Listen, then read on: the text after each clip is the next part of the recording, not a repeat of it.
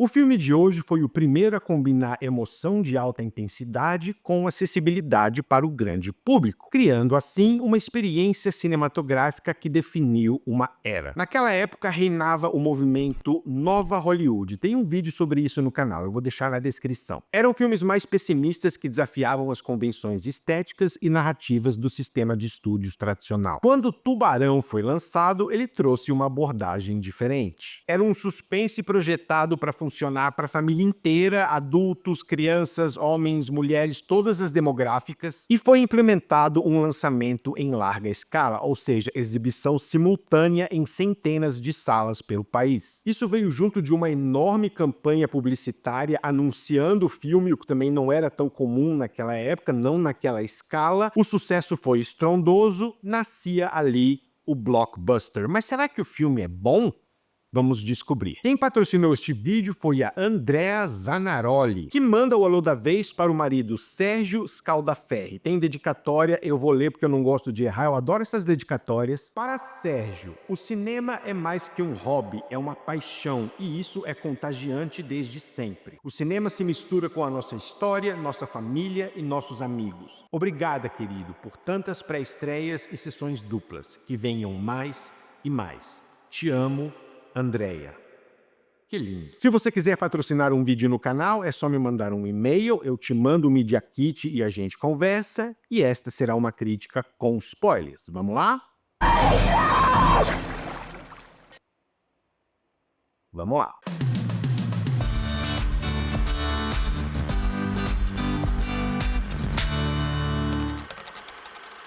Jaws, ou Tubarão. E eu preciso falar que gosto dessa adaptação. Normalmente eu reclamo dos títulos nacionais, né, das adaptações nacionais, mas eu acho que Mandíbula não teria ficado bom. Baseado no livro de 1974 do Peter Benchley, o filme se passa na até então tranquila Amity Island, onde turistas são colocados em perigo após uma série de ataques de um enorme tubarão branco. Enquanto as autoridades hesitam em fechar a praia para salvar a economia, o chefe de polícia, um oceanógrafo e um pescador embarcam em uma perigosa caçada em alto mar. A direção é do Steven Spielberg, que dispensa a apresentação, mas aqui ele estava novinho, ainda não era um mega Steven Spielberg consagrado como um dos melhores diretores de todos os tempos, mas aqui ele já mostrava muito talento, mostrava que sabia trabalhar sob pressão, porque muito foi investido nesse filme e era praticamente um modelo novo, e também demonstrou saber como contornar problemas, porque aquele tubarão mecatrônico que foi usado no filme vivia quebrado. É impressionante, não podia molhar que o bicho quebrava. Então ele teve que achar soluções para mostrar o tubarão o mínimo possível. Provavelmente ele já teria mostrado pouco, né? Aquela coisa que também depois foi feita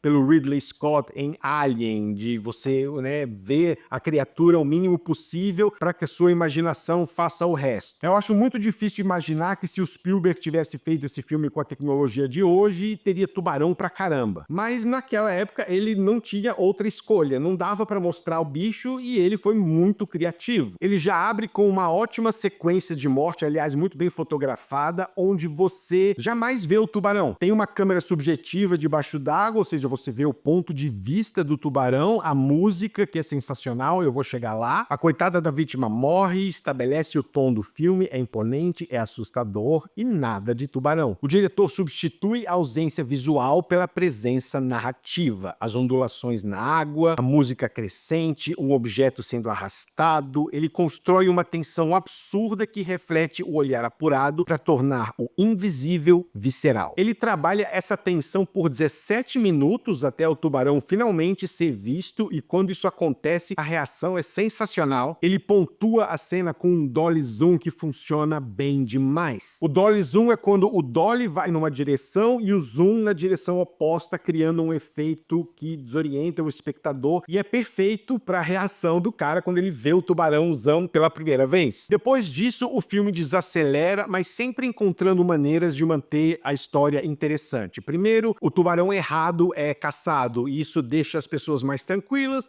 mas você sabe que não é, mas como você vai convencer o prefeito? Então já cria-se todo um clima e uma tensão pós ou extra tubarão. Juntando isso às boas interpretações, o ritmo do filme jamais cai. A música do John Williams é uma sinfonia magistral de horror, um minimalismo temático destilado em genialidade, evocando uma resposta instintiva de luta ou fuga. É tão bom, pessoal, o tema do tubarão são só duas notas, essencialmente, aquele torom, torom. Depois é só acelerar. Torom, torom, torom, torom. E não podia ser mais eficiente. A trilha não apenas acompanha o tubarão, ela é o tubarão. Reparem, inclusive, que tem uma sequência onde está todo mundo brincando na água e tem um tubarão fake, que são duas crianças brincando com... É barbatana que fala? Não, como é que é o negócio? Enfim, é de mentira. E nessa hora, ele usa a tradicional câmera subjetiva, você pensa, será que é real? Mas a música não tá lá e você instintivamente sabe que aquele ataque não é para valer. E claro que a trilha não se resume apenas a esse tanã, tanã. Toda aquela sequência final, quando os três estão no barco combatendo o tubarão, se você fechar o olho e só ouvir a música, você vai saber dizer como aquela batalha tá indo. Toda vez que eu vejo esse filme, eu questiono a decisão do personagem do Richard Dreyfuss de mergulhar naquela... Porque a cena é feita de maneira tão opressiva, aquela água parece fria no meio da noite, sem luz. Você fala, não, sério mesmo que você vai... Tem uma criatura de morte nadando bem por aqui e a sua ideia é mergulhar. Mas eu não reclamo, porque se ele não mergulhasse, o filme não teria o que talvez seja o melhor jumpscare de todos os tempos. Estaria no meu top 5 fácil. E o fato desse jumpscare não ser criado com um tubarão, e sim com uma vítima, é uma jogada de mestre. A segunda metade se passa quase toda em alto mar, o filme muda bastante o foco e funciona, primeiro porque você ainda viu muito pouco do tubarão e ele continua trabalhando essa tensão, e segundo porque a dinâmica entre os três é muito boa. Quando chega o momento de... Você já tinha visto um pedacinho ali, uma vítima aqui, opa, o tubarão ali, você viu pedacinhos, mas quando chega o momento de você ver o tubarão em toda a sua glória, pra valer mesmo, é icônico. E o diálogo que vem depois é maravilhoso. You're gonna need a bigger boat.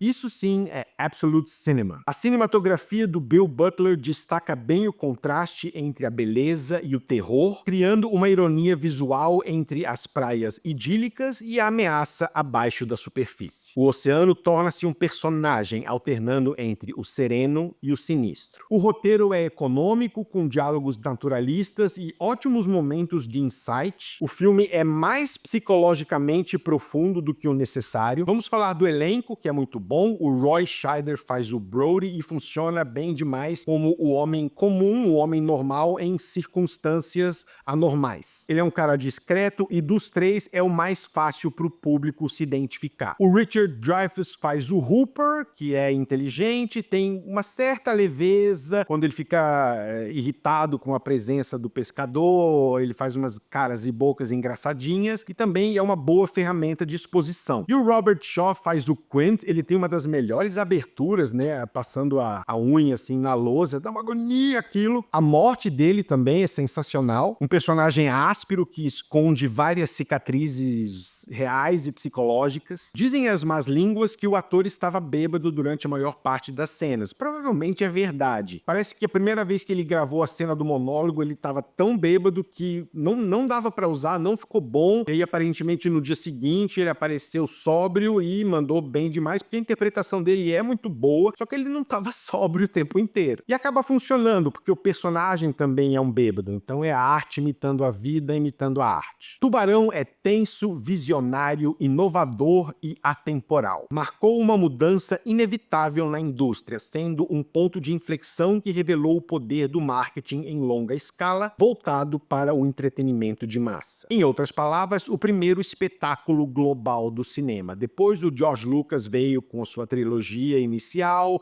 e solidificou de vez a era blockbuster que existe até hoje. Filmaço, nota...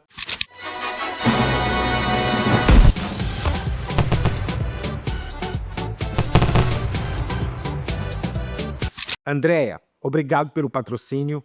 É isso, pessoal. Um abraço e até a próxima.